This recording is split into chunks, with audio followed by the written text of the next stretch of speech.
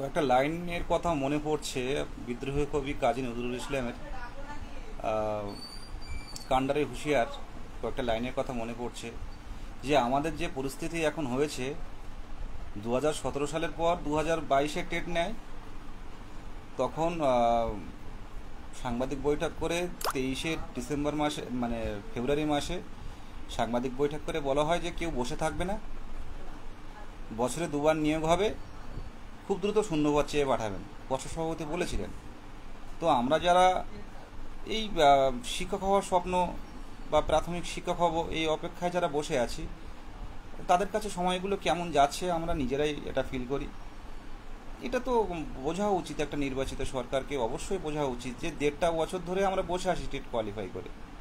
নিশ্চয়ই TET qualify করে আমরা অন্য কোনো জবের দিকে যাচ্ছি না। আমরা কিন্তু প্রাথমিক শিক্ষক হব এই আসার জন্যই কিন্তু আমরা টেট কোয়ালিফাই করলাম, যোগ্যতা প্রমাণ করলাম। এই 1.5 বছর বসে আছি, কোনো পথ দেখতে পাচ্ছি না। তো কয়েকটা লাইন মনে পড়ছে আমার, যেটা বলতে খুব ইচ্ছে হচ্ছে যে দুর্গম গিরি কান্তার মরু, দুস্তর পারাপার, লঙ্ঘিতে হবে রাত্রি নিশীতে যাত্রীরা হুঁশিয়ার। দুলিতেছে তরি, ফুলিতেছে জল, ভুলিতেছে মাঝি পথ, ছিড়িয়াছে পাল, কে ধরিবে হাল, আছে কার হিম্মত?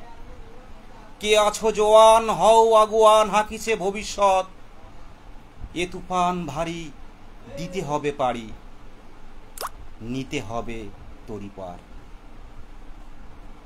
কাজী নজরুল ইসলামের বিদ্রোহী কবির এই কয়েকটা লাইন আমাদের খুব আজ মনে পড়ছে যে অবস্থাটা আমাদের, ছিড়িয়াছে পাল, কে ধরিবে হাল, আছে কার হিম্মত, আছে কার হিম্মত। একটা কথা ভাবুন যে আমরা যারা এই স্বপ্ন নিয়ে এই মূল্যবান সময়টুকু জীবনের, মানুষের জীবন তো একবারই, এই মূল্যবান সময়টুকু শুধু অপেক্ষায় অপেক্ষায় অপেক্ষায় দিন গুনছে। কোথায় 2022-এর ডিসেম্বর মাস, আর কোথায় 2017 সালের টেট নোটিফিকেশান? 2017 টেট নোটিফিকেশান দেওয়া হলো, তারপর 17 18 গেল, 19 গেল, 20 গেল, 21 গেল, 22-এর ডিসেম্বর মাসে আবার টেট নেওয়া হলো। তাহলে একটা রিক্রুটমেন্ট করতে যদি 6-7 বছর লেগে যায়, তো কেউ যদি কোনো কারণে ডিসকোয়ালিফাই হয় একটা টেট রিক্রুটমেন্ট থেকে, তাহলে তার চাকরি পেতে পেতে, তার স্বপ্ন পূরণ করতে করতে আরও 5-7 বছর লেগে যাচ্ছে। ভাবুন তাহলে কোথায় আমরা কোথায় আছি। সেই জায়গায় দাঁড়িয়ে 2022 প্রাথমিক টেট উত্তীর্ণ, 2017 প্রাথমিক টেট উত্তীর্ণ এবং 2014 প্রাথমিক টেট উত্তীর্ণ যারা এখনো পর্যন্ত ন্যায্য অধিকার পাননি, যারা এখনো পর্যন্ত ন্যায্য অধিকার পাননি, তাদেরকে বলবো আগামী 8ই জুলাই ভালো করে বুঝবেন, আমরা সৌরভ গাঙ্গুলি প্লেগ্রাউন্ড, করুণাময়ী বাস স্ট্যান্ডের সামনেই আমরা কিন্তু জমায়েত হব এবং আমরা কিন্তু বিকাশ ভবনের উদ্দেশ্যে যাব।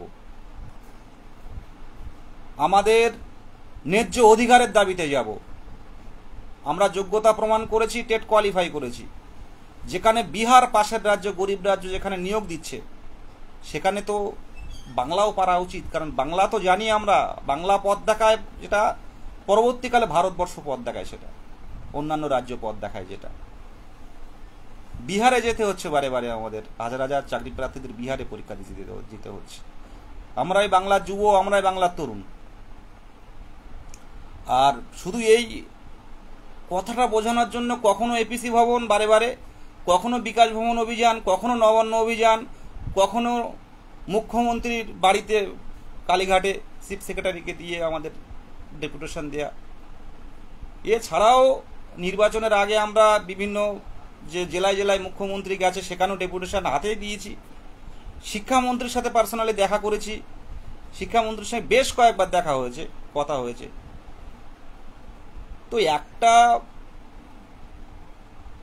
শিক্ষকতার পেশা নিজেকে বেছে নিয়ে একটা চাকরির পরীক্ষা দিয়ে টেট কোয়ালিফাই করে যদি 1.5-2 বছর 5টা বছর বসে থাকতে হয়, তাহলে এইসব আমরা যারা এই চাকরি প্রার্থী আছে, আমাদের ভবিষ্যৎটা কোথায়? আমাদের মূল্যবান সময়টা শুধু অপেক্ষায় চলে যাচ্ছে।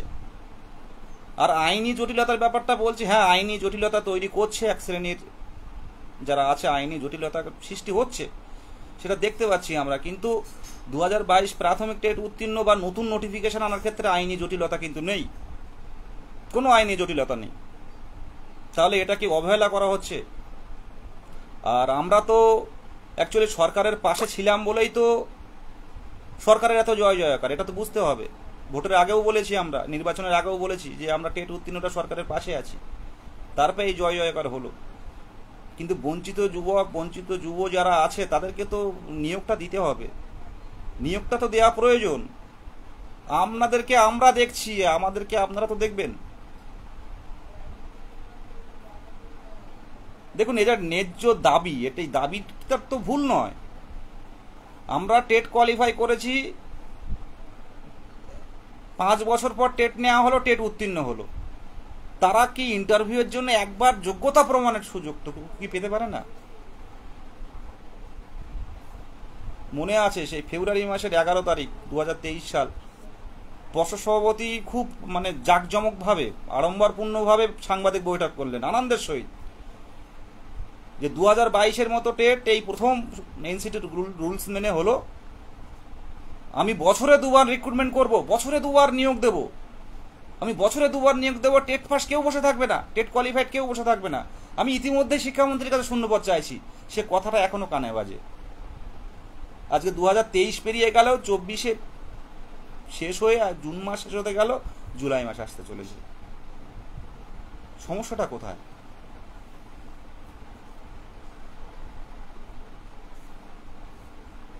দু 2017 সালের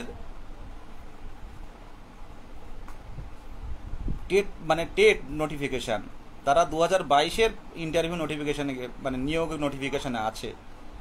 কেউ 4 মাস 5 মাস, কেউ স্যালারি পেয়ে গেল, একই প্যানেল, একই সব কিছু। কেউ 4 মাস স্কুলে জয়েন করলো, খুব যুদ্ধ তৎপরতার সহিত দেখলাম। ধন্যবাদ জানাই পর্ষদ সভাপতিকে, যে খুব দ্রুততার সহিত আপনারা ডিপিএসসিতে কাজগুলো করেছেন। রাত 9টা বেজে গেলেও কাজ করে গেছে, সকাল 8টা থেকে রাত 9টা কাজ হয়েছে। ডিপিএসসি থেকে শুরু করে পর্ষদ কাজ করিয়েছেন, এবং রাতে 9টা পর্যন্ত স্কুল চুজ হয়ে তারা তড়িঘড়ি কিন্তু স্কুলে ঢুকে গেছে। 2017 খুব দ্রুততার সহিত কাজ হয়েছে। প্যানেল বের করা থেকে শুরু করে, সেই প্যানেল স্কুল চুজ থেকে শুরু করে ডিপিএসসি লেভেলের সমস্ত কাজ কিন্তু পর্ষদ নিজে থেকে করিয়েছে সবাইকে। তো তারপর 300-400 জন যারা বসে আছে, থার্ড কাউন্সিলিং বাকি রয়েছে, তাদেরকে এইভাবে আটকে রাখা হলো। একটা কথা ভাবুন তো, কেউ একই যোগ্যতা সম্পন্ন হয়ে কেউ 4 মাস স্যালারি পাচ্ছে, স্কুলে ঢুকে গেছে, আর সেই একই প্যানেলের হয়ে কেউ এখনো পর্যন্ত স্কুল জয়েন করতে পারেনি। আদৌ কি হবে তারা বুঝতে পারছে না। সমস্যাটা কোথায়? বুঝতে হবে। আমাদেরও বাড়িতে বাবা মা আছে, তাদেরও চোখের জল আছে। যেহেতু 23 জেলা মিলে আমরা লিড করি, তো 23 জেলা সাধারণ চাকরি প্রার্থীরা ফোন করে, অনেকের পরিস্থিতি জানি, সিচুয়েশন বুঝি। সেসব কথা শুনলে আশা করে কেউ যদি ডাইরেক্ট একটা আলাদা ফোনের মাধ্যমে তাদের অভিযোগ শোনা হয় না, প্রাথমিক শিক্ষক হওয়ার স্বপ্ন নিয়ে যারা এখনো পর্যন্ত বসে আছে, তাদের যদি ব্যাকগ্রাউন্ড, তাদের যদি ফ্যামিলির অবস্থা শোনা হয়, অবাক হয়ে যাবেন, অবাক হয়ে যাবেন। কারণ 23 জেলা মিলে আমরা লড়ি, আমাদেরকে চেনে, তারা ফোন করে। সাধারণ ছেলেমেয়েরা তাদের অবস্থা দেখলে, কত প্রতিবন্ধী যুবকরা এবার পাশ করেছি, অনেক প্রতিবন্ধী আছে। দাদা কবে হবে, দাদা কবে হবে, দাদা কবে হবে, আর পাচ্ছি না, জীবন নিতে পারছি না আর। এমন অনেক যুবক আছে। বাংলারই তো ছেলে, বাংলারই যুবক, কোথায় যাবে? যদি একটা নিয়োগ নোটিফিকেশন কমপ্লিট করতে করতে 7 বছর 5 বছর 7 বছর লেগে যায়, তাহলে বলুন আমরা কোথায় যাব? এই নোটিফিকেশনটার দাবিতে যে কারণে লাইভে আসা, আমরা কিন্তু বারবার বলছি যে আমরা কোনো বিরোধী পক্ষ নয়, আমরা কোনো বিরোধী কোনো পার্টি নই। আমরা বাংলার চাকরি প্রার্থী, বাংলার হবু শিক্ষক, আমরা সমাজ গড়ার কারিগর। তারপরেও বারে বারে বিভিন্ন জায়গায়, বিভিন্ন আধিকারিক থেকে শুরু করে, মন্ত্রী থেকে, নেতা থেকে শুরু করে সবার কাছে ডেপুটেশন দিচ্ছি, কোনো কাজ হচ্ছে না। তো আমাদের এবার সল্টলেক অবরুদ্ধ করে দেওয়ার চিন্তা ভাবনা আছে, সল্টলেক অবরুদ্ধ হবে। আসুন আমাদের সাথে কথা বলুন, যদি ভুল কিছু দাবি করি সেটাও বলা হোক যে আপনারা ভুল বলছেন, এটা সম্ভব না। আগামী 8ই জুলাই সৌরভ গাঙ্গুলি প্লেগ্রাউন্ড, করুণাময়ী বাস স্ট্যান্ড, সল্টলেক, এপিসি ভবনের সামনেই আমরা সেখান থেকে বিকাশ ভবন যাব। আমি শুধু এই কথাটা বলবো, যারা 2014 টেট কোয়ালিফাইড, 2017 টেট কোয়ালিফাইড, যারা এখনো পর্যন্ত চাকরি পাননি, এখনো পর্যন্ত যোগ্য হয়েও এখনো পর্যন্ত স্কুলে জয়েন করতে পারেননি, তাদেরকে বলবো আপনারা 8 তারিখে আসুন। আমার সাথে ইতিমধ্যে অনেকে যোগাযোগ করেছে যারা 2017 এমপ্যানেল হয়েও এখনো পর্যন্ত স্কুলে জয়েন করতে পারেনি। আপনারা আসুন, সবার সামনে আলোচনা হবে, বিকাশ ভবনের শিক্ষা দপ্তরের আধিকারিকদের সাথে ডাইরেক্ট কথা হবে কি করতে চাইছেন। 1.5 বছর ধরে মানে ওদিকে 2007 মানে 17 থেকে 2022 এই একটা বছর ডিউরেশন গেছে, টেট নেয়নি রাজ্য সরকার। আবার 22-এর টেট যারা কোয়ালিফাই করেছে 23-এর ফেব্রুয়ারি মাসে, সেখান থেকে আজকে 24 সালের এই জুন মাস শেষ হতে গেল। তাহলে এই তারা কি করবে, এটা তো বোঝা উচিত।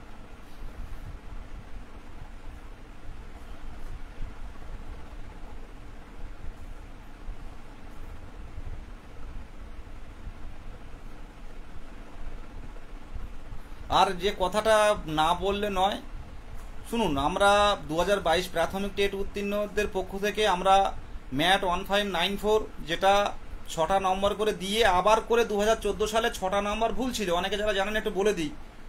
ম্যাট 1594 যেটা মানে 2014 সালে অলরেডি 6 নাম্বার ভুল, এটা প্রমাণিত। এই 6 নাম্বার দিয়ে আবার নতুন করে রেজাল্ট পাবলিশ হবে। ডিভিশন বেঞ্চের রায়, সেখানে 1 লক্ষ পাস করতে পারে। পর্ষদ সভাপতি যিনি বললেন, এই পর্ষদের অ্যাডভোকেট যিনি বললেন যে 1 লক্ষ পাস করতে পারে 2014 সালের 6 নম্বর দিয়ে। এটা আপনারা ইউটিউবে দেখে নিতে পারেন। সেই ডিভিশন বেঞ্চের রায়কে চ্যালেঞ্জ করে আমরা সুপ্রিম কোর্টে গেছি, সুপ্রিম কোর্টে স্টে পড়ে আছে ম্যাটারটা 1594। আর এটা চাইছি না যে এর থেকে আর কেউ টেট কোয়ালিফাইড করে আবার নতুন করে যুক্ত হোক আমাদের মধ্যে। সেই কারণে কিন্তু এই কেস গ্রাউন্ডগুলো মানে কেসেরগুলোকে স্টে ফেলতে হচ্ছে বাধ্য হয়ে আমাদের। আর 2022-এর প্রশ্নভুল মামলা তো আগের দিন দেখলেন। আমরাও চাইছি না, কোনোভাবেই চাইছি না কোনো কোর্ট কেসের মাধ্যমে, প্রশ্নগুলোর মাধ্যমে আবার নতুন করে আমাদের কম্পিটিশন বাড়ুক। এটা মাথায় রাখবেন, এটা মাথায় রাখবেন। আর সামনের দিনে আশা রাখছি জুলাই মাসে আমাদের পঞ্চম শ্রেণীর প্রাথমিকে পঞ্চম শ্রেণীর যে আমরা আইনি পথে গেছিলাম তার একটা ফাইনাল জাজমেন্টের হতে পারে, দেখা যাক। তো পঞ্চম শ্রেণীটা এটা মনে করবে এটা আমাদের ন্যায্য অধিকার। প্রাথমিকে পঞ্চম শ্রেণী আউট অফ স্টেট মানে আমাদের পশ্চিমবঙ্গের বাইরে প্রত্যেকটা স্কুলে, অন্য স্টেটে কিন্তু প্রাথমিকে পঞ্চম শ্রেণী অন্তর্ভুক্ত আছে। আমাদের পশ্চিমবঙ্গে কিছু স্কুল পশ্চিমবঙ্গে আছে, কিছু স্কুল হয়নি, মানে জগা খিচুড়ির মতো একটা অবস্থা তৈরি হয়ে আছে, যাতে প্রকৃত শিক্ষা থেকে কিন্তু প্রাথমিক পঞ্চম শ্রেণী তারা কিন্তু বঞ্চিত হচ্ছে, বিএড দিয়ে পড়ানো হচ্ছে। আমরা চাইছি যে প্রাথমিকে পঞ্চম শ্রেণী দ্রুত অন্তর্ভুক্তকরণের মাধ্যমে, এমনকি মুখ্যমন্ত্রী একসময় বলেছিলেন, আমাদের মুখ্যমন্ত্রী বলেছিলেন যে পঞ্চম শ্রেণীকে প্রাথমিকে এনে আমরা শূন্যপদ তৈরি করব। সেটা যাতে বাস্তবায়িত হয়, সেদিকটা বাস্তবায়িত তো হবেই, কিন্তু আমরা চাইছি দ্রুত বাস্তবায়িত হতে, এটা দেখতে হবে। দেখুন, আমরা হকের এটা দাবি, এটা আমাদের ন্যায্য দাবি, এটা আমরা কোনো খারাপ কোনো দাবি রাখছি না, আমাদের ন্যায্য দাবি এটা।